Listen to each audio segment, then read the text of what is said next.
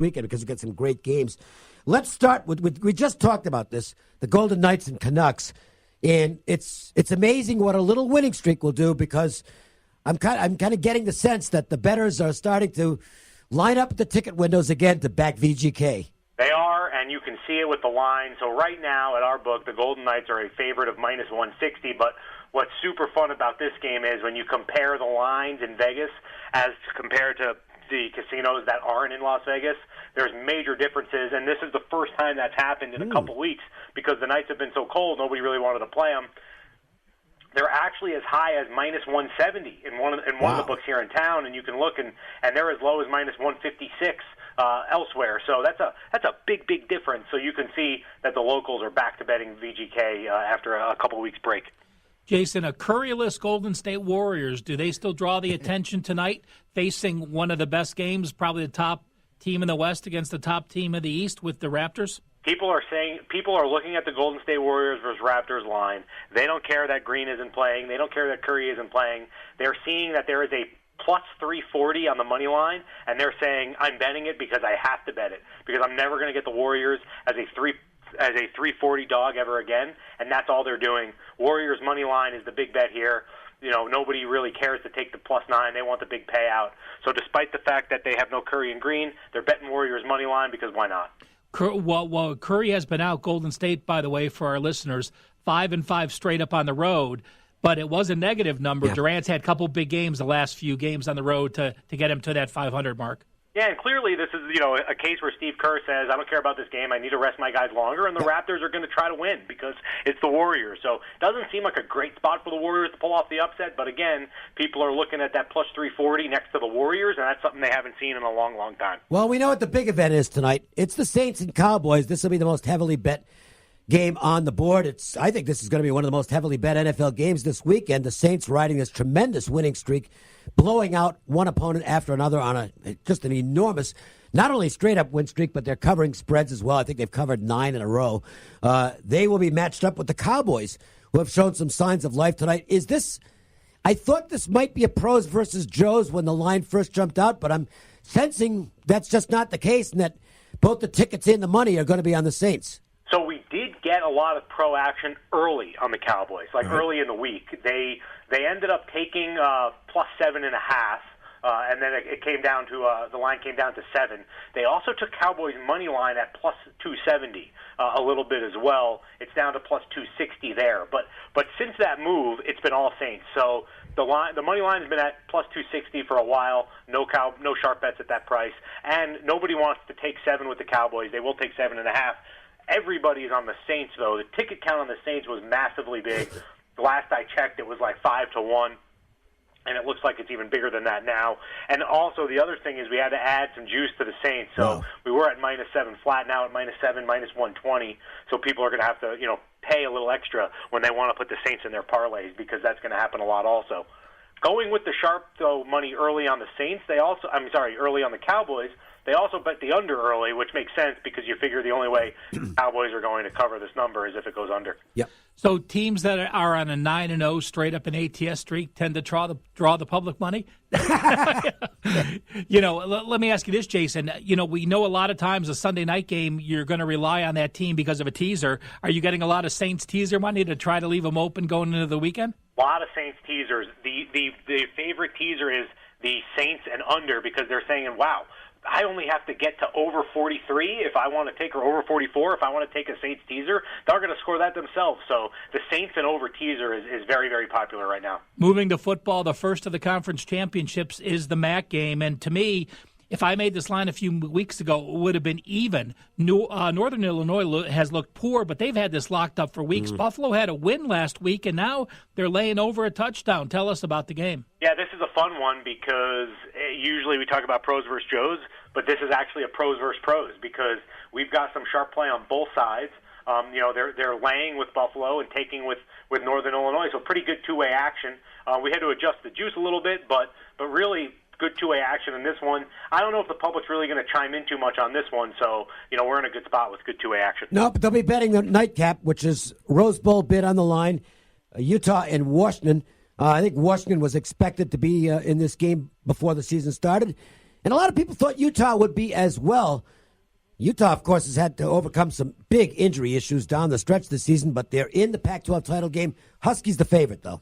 Yeah, it's funny is because a lot of people predicted this as the game, but I don't think they predicted the course that it would take to get here. No. And you have Washington opening as a 5-point favorite, and we took some pretty sharp bets on them as a 5-point favorite, went up to 5.5 pretty much right away. Public is also on Washington here after what happened last week with the Public getting burnt by the Huskies when they beat Washington State. So pros and Joes on the same side of this one. Never a great combo for us. We're going to be rooting for Utah for sure.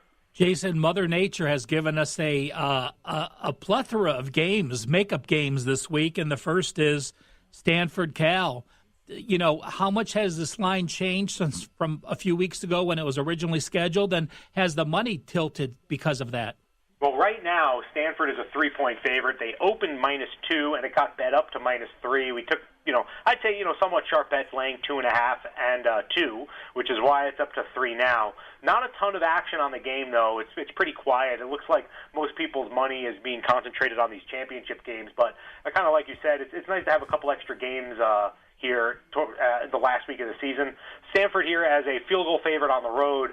It's tough to figure out what the motivations of these teams are going to be because there's really, other than the little rivalry factor, this is an interesting spot with these teams playing when they didn't think they would be. Conference USA title game, UAB and Middle Tennessee State. If that matchup sounds familiar, they met last Saturday in a game that meant nothing to UAB and everything to Middle Tennessee, and yet UAB was the favorite in the game. Middle Tennessee won it easily. Now we get the rematch, and Middle Tennessee State is the favorite, or at least they were the favorite. Are they going to go off the favorite? Yeah, they've been this number back, balance, and force. We've actually had 2 favorites in this game so far, which is fun. UAB opened at +2.5, and our sharpest guys, pretty much one of our sharpest guys, took 2.5 and 1.5. So we knew that this was going to go back down, and we went to pick. But we did take a bet on Middle Tennessee at pick, so they're back to a 1-point favorite. But they love betting UAB money line when they were plus money, when they were a 1.5-point favorite. So UAB money line, and this line is basically going to settle at Middle Tennessee -1 or pick. So that 2.5 opener was a bit too high.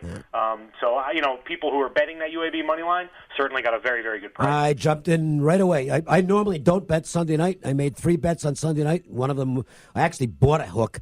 I have UAB +3 -120, so I'm satisfied with that bet. I can always buy back the other side now. I'm in good shape in that one. Yeah, it looks like you got a great number there, and that's one of the things when it was just an opener that was off, and if you could identify that like you did, you're sitting pretty. Well, you know what? UCF won by 1 point at Memphis earlier this year, laying 5.5. With Mackenzie Milton. Transferred at home, they'd be an 11.5-point favorite. Without Milton, they're a 3.5-point favorite. Does the public think Milton is worth 8 points? So far, they think that he's worth all bit of it because this game opened Memphis as a 4-point dog. They are now a 3-point dog. Sharp Action bet that down. They actually took 3.5 in that one. But I think you're right. I was thinking what would this line would have been, and I think it would have been about 10 or 11, and it's down to 3. So he's worth a full touchdown, if not more. But it makes sense. This was a game that was very, very close last time. Memphis is going to be able to score. Total of 65.5, which they're betting over. All right, here we go. Texas, Oklahoma. Great first meeting between these two in the Red River Shootout. I still call it the Red River Shootout. I know that's not politically correct anymore to use that word, but I don't really care about that stuff. And so now we get a round 2. And, well, it's fair to say there's a lot on the line for one of these teams. Is that getting reflected in the betting? It means so much more to Oklahoma. I had no idea that we couldn't call it the Red River Shootout, by the way. I had no idea. Well, we don't care about that stuff here in Las Vegas. It's just anyway. Red River rivalry now for the PC people. Yeah. But in any case, this is actually a really, really fun one to talk about. So Oklahoma opened as an 8-point favorite, which is where it is right now. But there's actually quite a story between then and now, which is pretty fun to talk about. So as soon as we opened this game, we had a customer try to bet money line on Oklahoma. They were -300 at the time for pretty much as we were going to let them. So we gave him a pretty sizable bet, and because he laid -300, we went to -330 on the money line, and we went to -9 with the spread. And then as soon as we did that, everybody else was at 8. So we knew we'd take a bet on Texas, considering we were giving +9, everybody else was +8, and of course we did. They took 9, and they took 8.5 with Texas. Just the value shoppers looking for a good number. But since then, we actually had, we came back down to Oklahoma -8. We did leave the money line at -330 because we didn't want somebody to come back on that again. But we haven't really taken much on Oklahoma since then, which is interesting. I think people are waiting to hope that some sharps take the 8 with Texas to lay Oklahoma. I wouldn't be surprised if this line actually goes back up, though, to about 8.5, 9, for the reason that typically when somebody shows up that early in the week to make a big play like that, it usually means that's the right side. Another one of the 6 games that are same-season revenge this year, App State laid 25.5 and beat Louisiana by 10. This week they're laying 16.5. Is it Louisiana's that much better, or people are just fading App State a little bit? Yeah, fading App State a little bit. I mean, this one opened 17.5. It actually ticked up to 18 for a tiny bit, but sharps ended up grabbing the 18 and 17, and it's back down to 16.5, which is where it is now. So they're fading App State a little bit. I still think App State is going to win this game by 2 touchdowns, but will they win it by 17 or will they win it by 14? The fascination of Georgia-Alabama isn't just that it's a great matchup with one definite playoff team and maybe 2, but the other end of it is to see if anybody gives Georgia any respect. And it almost didn't matter to me where you put the number. I thought you were going to get Alabama action, and that seems to be what's happening. Yeah, I was surprised about this one, to be honest with you guys. I thought people were going to be on Georgia. I thought this game was going to be lower. I was figuring this line was going to be like 11.5, 12, and I guess my numbers were a bit off because it opened 13, and they bet Bama, which is why it's 13.5 now. I figured maybe somebody would want to try Georgia money line at 4-1. Nope, they bet Bama money line -500. We took a bet at a $5,000 bet to win $1,000 on Bama money line. So people are not backing off Alabama. They like them here in this one. So of course, we talked about this before. The eye test says you bet Bama or you don't bet, so that seems to be what people are doing, even against Georgia. These two teams are meeting for a 4th time in 12 months. And, Fresno was a favorite at Boise. I felt Boise was disrespected as a home dog, did what they had to do. But I'm going to point this out. That's a 17-3 Fresno lead, and they were 1 play away from blowing that game open in the 3rd quarter and made a mistake, and Boise got back in the game. I still think this is a bad line in this game. I agree. I think even if you make the adjustment, I made the game pick. I'm a Fresno fan in this game. Tell us, what is it? Is it pros versus Joes? Fresno money line is the sharp side of this one. They certainly are live, like you guys said. It's at +115 now. It was at +120, but that got gobbled up real quick. So +115 now. Boise State is -2.5. This is going to be a game where, I'm telling you guys now, if somehow Boise State can figure out a way to win this game by 1 or 2 points, we're going to win every dollar that's bet on this game, because I figure they're going to lay the 2.5 with Boise, and then why bother just taking 2.5? We're going to take Fresno money line. So good two-way action, where we're going to have a little bit of a middle as the book. Pitt and Clemson, you won't have a middle. Well, you might, I suppose. There's a middle possibility here because the number's gone up. It's not what you'd call a key number, but Clemson is just.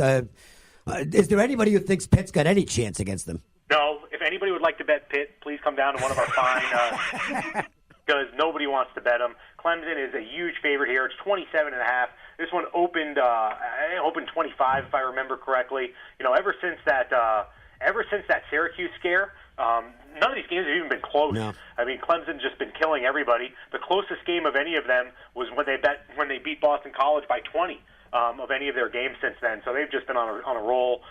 I can't imagine this one being very close, even not even for a few quarters. We know with Northwestern this year, the dog in Northwestern games, 11-0-1 ATS. Someone asked me, what happened if Ohio State would have beaten Michigan by a point on, let's say, a defensive touchdown or a special teams? I thought this line would have been about 8.5 or 9. The Buckeyes did what they did. It's now 14.5. Do you agree with my assessment, or you think the line is right where it is? There are a couple things that are great about this game. So do you think that Ohio State's power ranking improved by over a field goal based on one game against Michigan? That's the first question.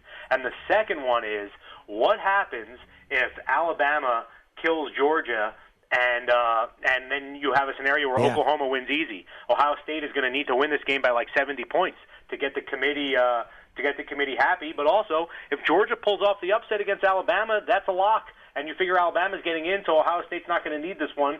So it's going to be a weird one considering the time of this game. I think you have to factor that in as well. But